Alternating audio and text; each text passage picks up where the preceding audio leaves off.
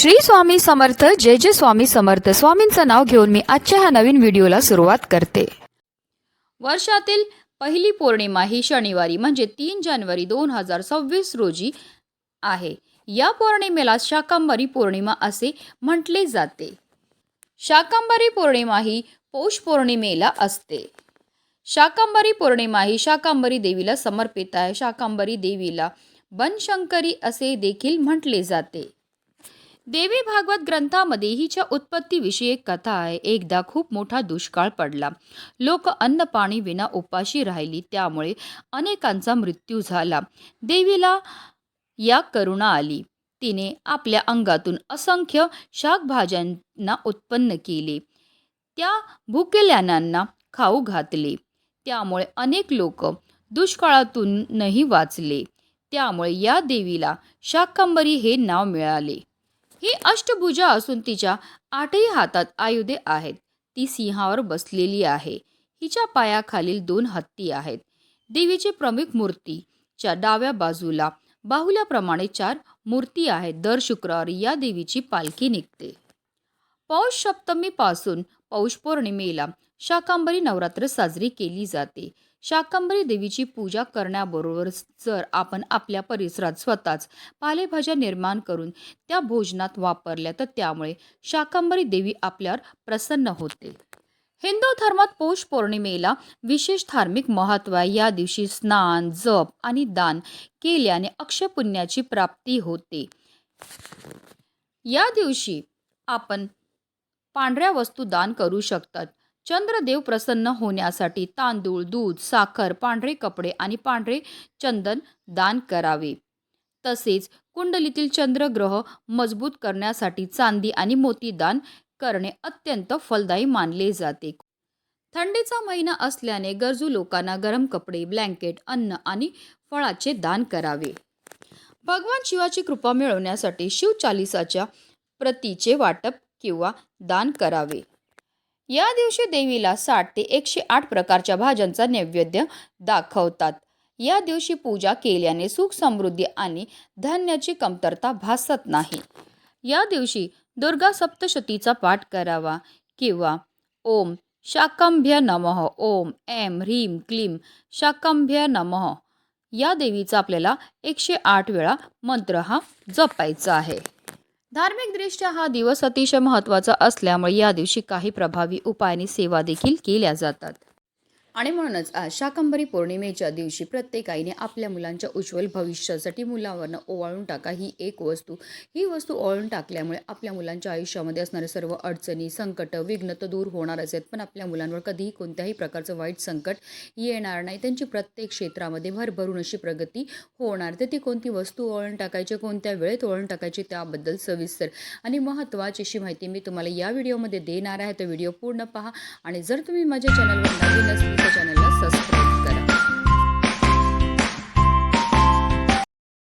अगदी तुमच्यापासून माझ्यापर्यंत प्रत्येक आईला असं वाटतं की आपल्या मुलांना प्रत्येक क्षेत्रामध्ये भरभरून यश मिळालं पाहिजे. जर ते अभ्यास करत असतील तर त्यांना केलेला अभ्यास लक्षात राहिला पाहिजे किंवा ते नोकरी व्यवसाय करत असेल तर त्यामध्ये त्यांना भरभरून यश प्राप्त झालं पाहिजे. पण बऱ्याचदा काय होतं ना, आपल्या घरामध्ये काही दोष असतात की आपल्या मुलांमध्ये काही दोष असतात.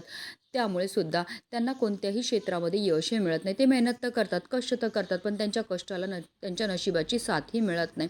जर आपली मुलं वारंवार चिडचिड करत असतील, हट्टीपणा करत असतील, त्यांना केलेला अभ्यास लक्षात राहत नसेल किंवा आपली मुलं खूप शिकलेली आहेत पण त्यांना मनासारखी नोकरी प्राप्त होत नसेल, त्यांच्या विवाह जुळण्यामध्ये समस्या येत असतील, संतान प्राप्तीमध्ये समस्या येत असतील, तर या प्रकारच्या समस्या का निर्माण होतात? तर त्या निर्माण होतात आपल्या घरामध्ये असणारे दोषामुळे.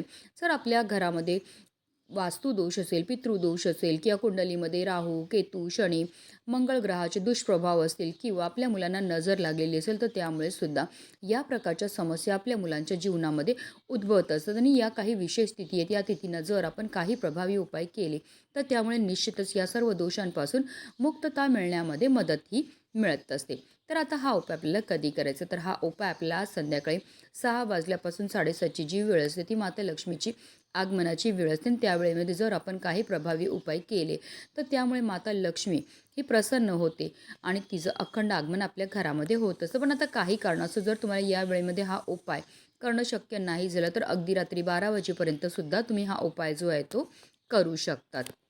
हा उपाय सुरू करायच्या अगोदर सर्वप्रथम आपल्याला देवघरामध्ये दिवा हा प्रज्वलित करून घ्यायचा आहे. कारण कोणतीही सेवा किंवा कोणताही उपाय जर आपण अग्नीच्या साक्षीने केला तर त्यामध्ये आपल्याला निश्चितच सफलताही प्राप्त होत असते. त्यानंतर आपल्याला विधिवत देवपूजाही करून घ्यायची. त्यानंतर तुम्ही लगेच हा उपाय जो आहे तो करू शकता. या उपायाकरता आपल्याला लाल मिरच्या लागणार. ज्या सुकलेल्या लाल मिरच्या असतात त्या आपल्याला घ्यायच्या. तुम्ही 5 किंवा 7 घेऊ शकतात. या मिरच्या ज्या आपण घेणार आहोत त्या देठासकट असाव्या. त्याचबरोबर आपल्या घरामध्ये जो झाडू असतो त्याची एक काडीसुद्धा आपल्याला लागणार आहे. कारण आपल्या मुलांना लागलेली जी वाईट दृष्टी आहे ती आपल्याला झाडून काढायची आहे. त्याचबरोबर आपल्याला कडुलिंबाची पानंसुद्धा लागणार आहेत. कडुलिंबाचं झाड हे प्रत्येकालाच माहिती आहे. कडुलिंबाच्या झाडामध्ये साक्षात 64 योगिनी निवास करतात. आणि जेव्हा ह्या वस्तू आपण उपायामध्ये आपल्या मुलांकरता वापरत असतो तर त्यामुळे आपल्या मुलांवर 64 योगिनींची सुद्धा कृपाही होत असते.